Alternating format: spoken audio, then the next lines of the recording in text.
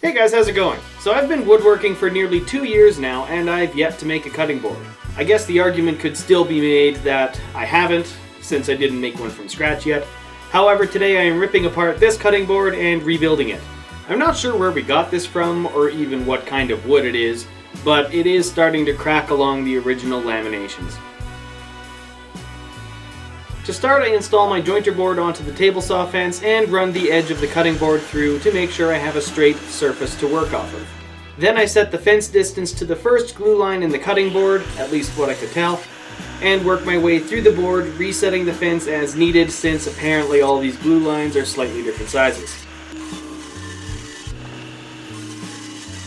Once I had all of the pieces effectively delaminated, I realized that something was off in my cuts. Around halfway through the cutting board, something must have twisted since I ended up running off of the original glue line around halfway through the cut.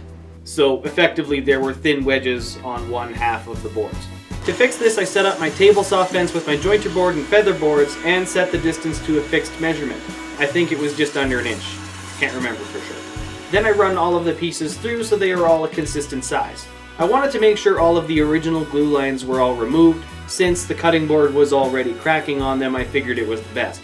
This way, if it cracks again, I know it was something I did as opposed to a 5 to 6 year old glue up failing on me. Once I have all my pieces cut to size, I set up 2 clamps for the base and start applying glue to the sides of all the boards. Once I have light pressure from the bottom 2 clamps, I throw on 2 more on the top side to prevent the cutting board from cupping under pressure and leave it to dry overnight. The next day I take it out of its clamps, and with the chisel on both sides I start taking off the dried glue squeeze out. Some of the joints didn't close in all of the way, so I ripped them out again at the table saw and glued them up properly off camera.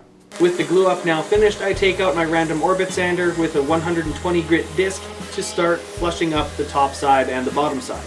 This would have gone faster if I had a lower grit sanding disc, but right now I don't have any lower than 120, something I should get. This also would have taken 30 seconds with a thickness planer, but again, I don't have one, so sander it is. To make sure I'm getting the entire surface of the cutting board sanded, I scribble over the surface with a pencil and sand until all of the pencil lines disappear. Then I repeat the same process on the bottom of the board. To clear out the juice groove, I unpack my new router, and with the fence in my router, I clear out the 2 flat sides. For the 2 handle sides, I just eyeballed it and make sure I go as straight as possible.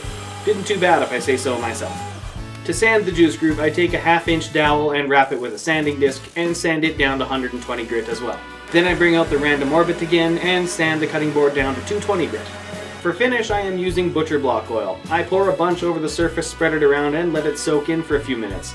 Then I wipe off the excess, flip it over, and repeat the process on the other side using an old t-shirt to keep the freshly oiled surface off my workbench.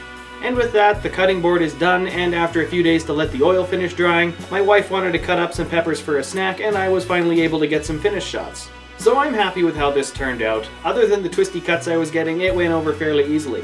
I think I might hold off on making any more cutting boards until I get a thickness planer or something. I guess I could have just used one of my hand planes to flatten the boards, but I didn't think of that at the time. So, thank you guys for watching. If you like what I'm doing here, subscribe for more. We hope to see you in the next video, and have a good one.